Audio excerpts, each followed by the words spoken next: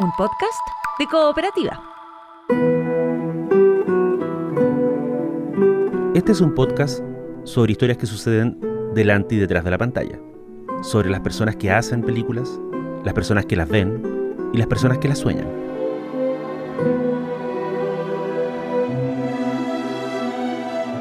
Soy Daniel Villalobos y esto es El Contador de Películas.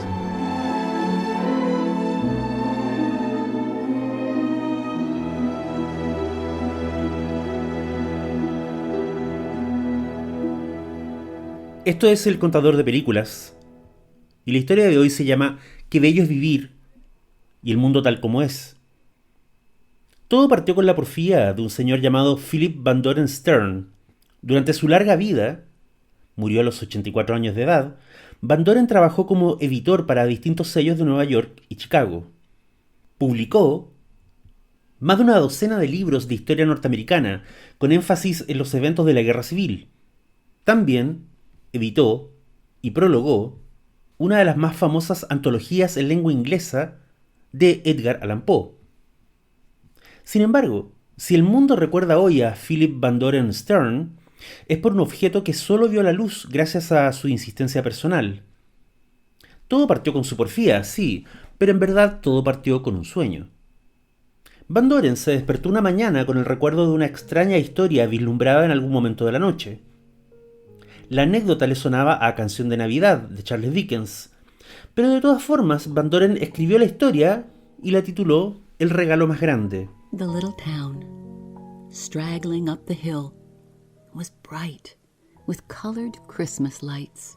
Nadie se interesó en publicarla en un principio. Así que en la Navidad de 1943, Van Doren pagó de su bolsillo la impresión de un panfleto de 21 páginas. Hizo 200 copias y decidió enviarlas como regalo de Pascua a sus amigos y parientes. Uno de esos panfletos llegó a manos de un productor del estudio cinematográfico RKO. Y el resto, como diría un ciútico, es historia. Historia de Hollywood. En un principio, la adaptación del cuento de Van Doren iba a ser protagonizada por Cary Grant, que estaba muy interesado en el personaje. Luego, cuando la RKO vendió los derechos a la productora del director Frank Capra, el rol cayó en manos de James Stewart. Y la película resultante se llamó It's a Wonderful Life. Qué bello es vivir. Todo se lo debo a George Bailey. Ayúdale, Señor.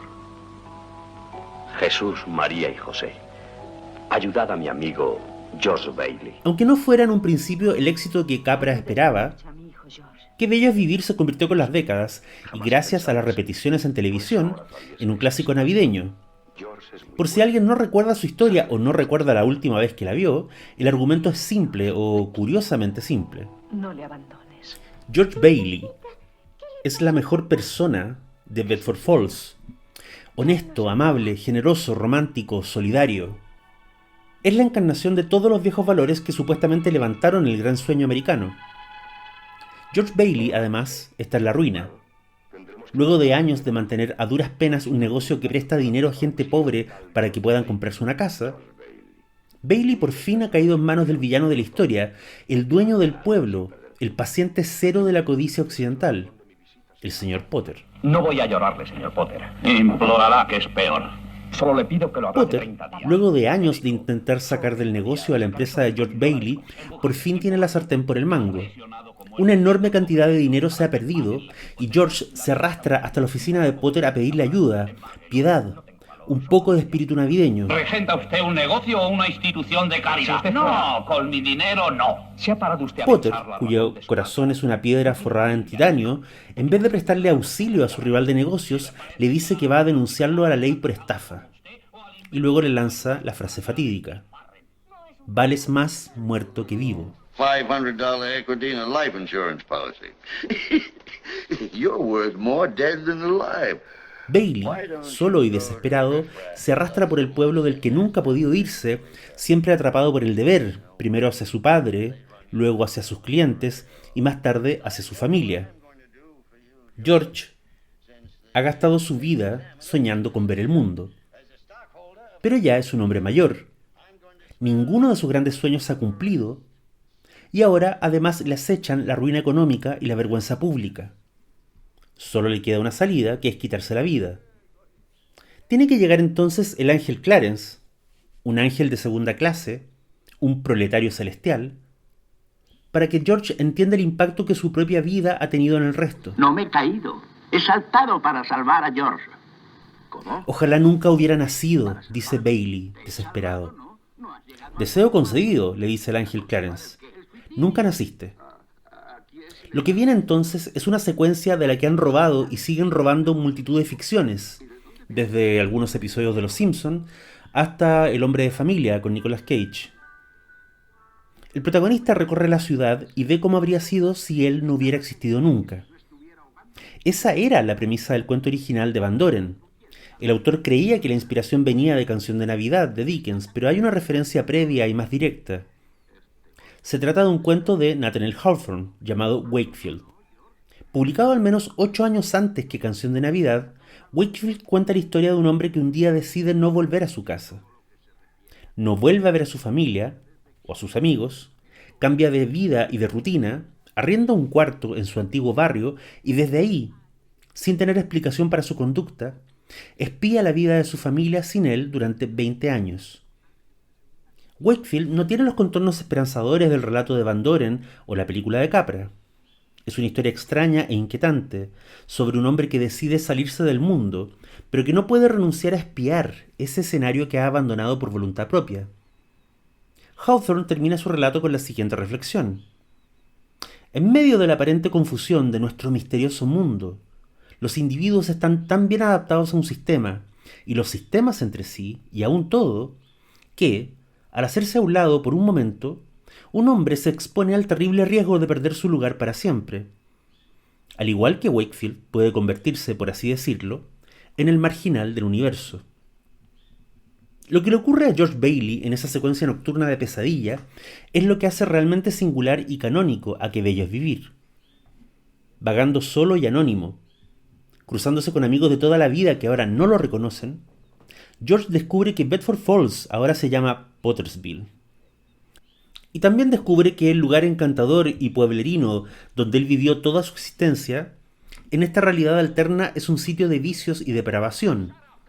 Los negocios emblemáticos han sido convertidos en cabarets y en prostíbulos. La casa donde vivía con su esposa e hijos está en ruinas. Los policías son más brutales, los taxistas más desconfiados. En un momento asombroso, visita a su madre y ésta no lo reconoce.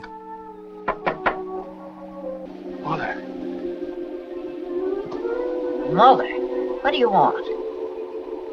Mother, this is George.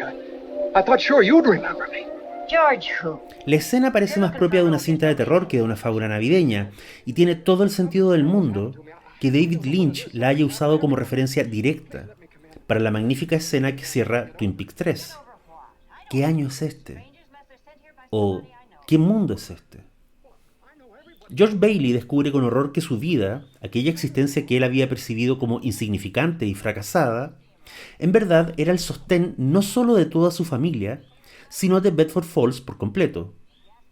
Él era uno de esos 10 hombres justos que, dice la leyenda, sin saberlo llevan sobre sus hombros el peso del mundo. Pero ahora, solo y perseguido por las callejuelas de Pottersville, George vive a fondo el cumplimiento de su deseo, y comprende el verdadero alcance de esa frase, que es el más grande de los lugares comunes. La vida sigue. ¡Ayúdame! ¡Ayúdame! No me importa lo que vaya a ser de mí. Devuélveme a mi mujer y a mis hijos. Devuélvemelos, por favor.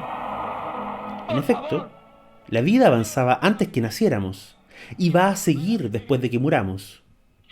No es casual que el ángel Clarence baje del cielo, llevando bajo el brazo una copia de las aventuras de Tom Sawyer, el niño que vivió 1000 peripecias, pero sobre todo, el niño que tuvo la fortuna de asistir como espectador a su propio funeral. Qué bello es vivir, dirigida y coescrita por Frank Capra, está lejos de los sarcasmos de Mark Twain o de las inquietudes metafísicas del Wakefield de Hawthorne. Por eso, en su momento de mayor desesperación, Bailey vuelve al mundo que conoce. Vuelve a Bedford Falls. Vuelve a su vida de benefactor muerto de hambre y esposo apenas proveedor. Y lo que antes le parecía gris y desesperado, ahora luce como un paraíso. En su casa le están esperando la policía y el inspector de impuestos, pero al menos sigue siendo su casa, y en ella están sus hijos. Y al final, cuando George está a punto de resignarse e ir a la cárcel por fraude, ocurre un momento milagroso no tan distinto a aquel que organizó el Doctor Strange cuando abrió todos esos portales en Endgame. Acá no llegan hechiceros, ni guardianes de la galaxia, ni soldados de Wakanda.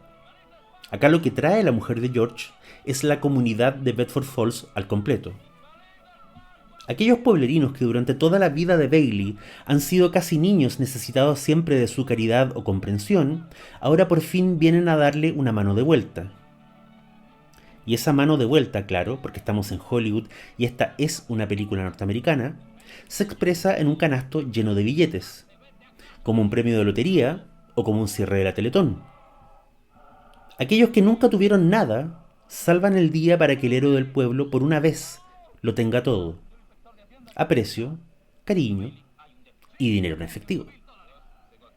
Hace varios años entrevisté al escritor argentino Rodrigo Fresán a propósito de un libro que había ambientado en México.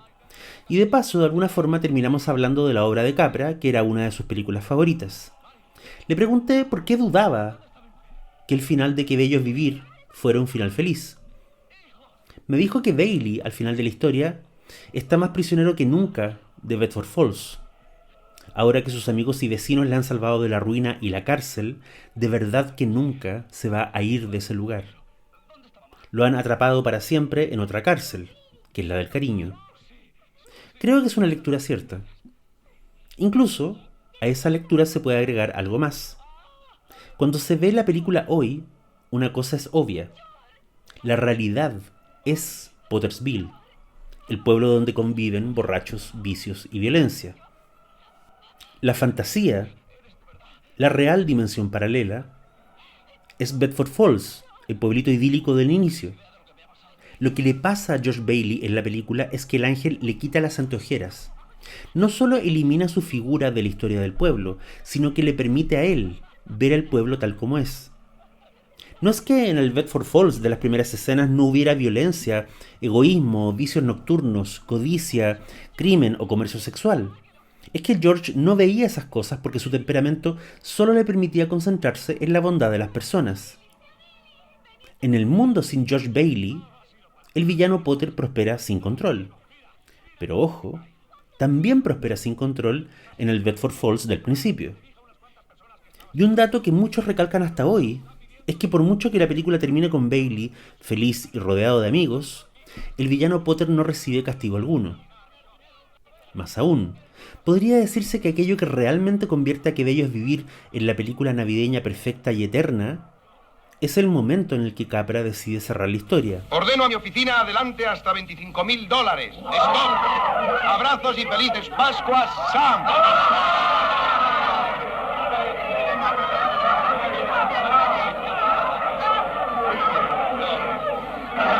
Señor Martini, tráiganos algo de beber.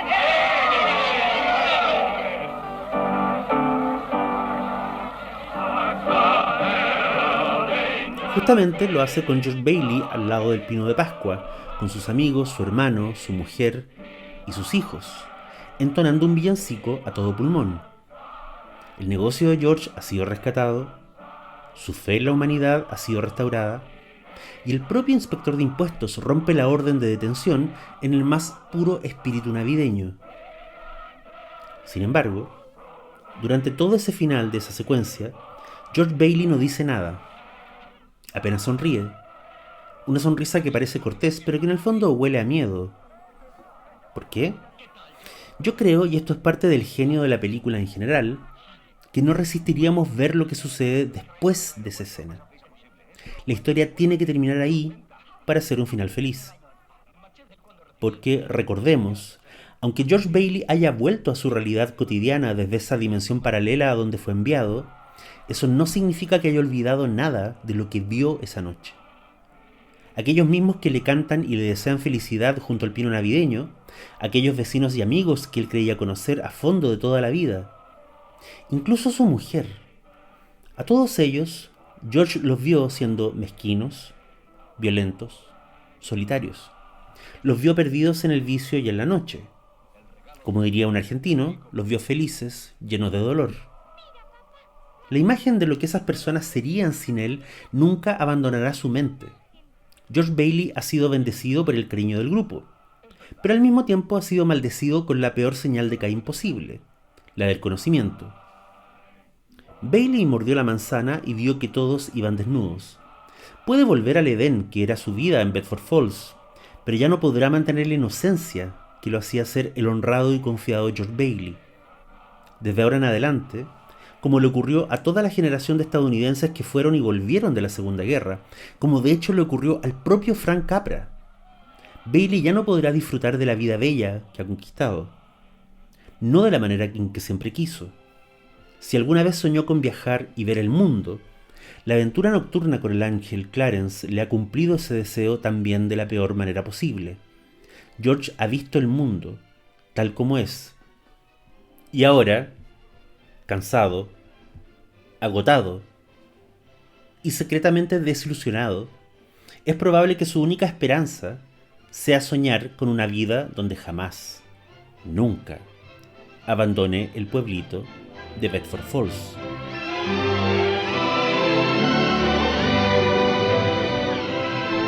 Esto fue El Contador de Películas. Soy Daniel Villalobos. Feliz Navidad.